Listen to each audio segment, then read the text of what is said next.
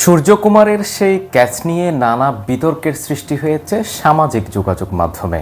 ভারত বিশ্বকাপ জয় করলেও বিতর্ক পিছু ছাড়েনি তাদের। সূর্যকুমার যাদবের ধরা সেই ক্যাচটি কি ক্যাচ হয়েছে নাকি ছয় হয়েছে তা নিয়ে তুমুল বিতর্ক চলছে নেট দুনিয়ায়।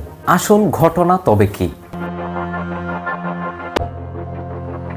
চূড়ান্ত সাফল্যের একেবারে তীরে পৌঁছে গিয়েছিল দক্ষিণ আফ্রিকা। জয়ের জন্য শেষ ওভারে 16 রান দরকার ছিল তাদের।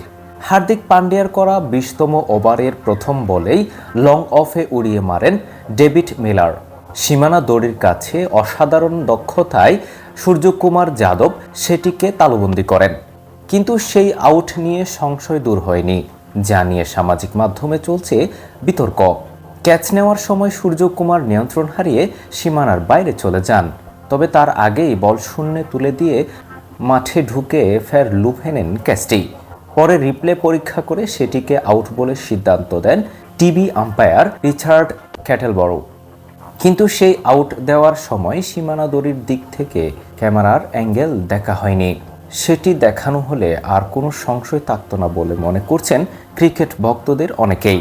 ভারতীয় দর্শক থেকে শুরু করে সাবেক ক্রিকেটার ও বিশ্লেষকরা এই ক্যাচকে আজীবন মনে রাখবেন বলে প্রশংসায় ভাসাচ্ছেন সূর্যকে।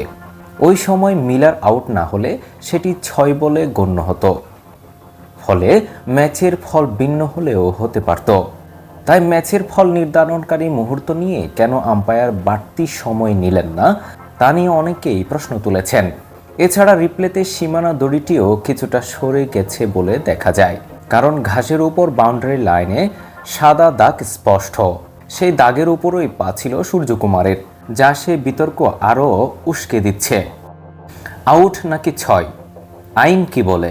ক্রিকেটীয় আইনে সীমানা দড়ি সরে যাওয়া নিয়ে স্পষ্ট ব্যাখ্যা দেওয়া হয়েছে। সে আইন তুলে ধরেছে ক্রিকেটের আলমানাখ্যাত উইজডেন।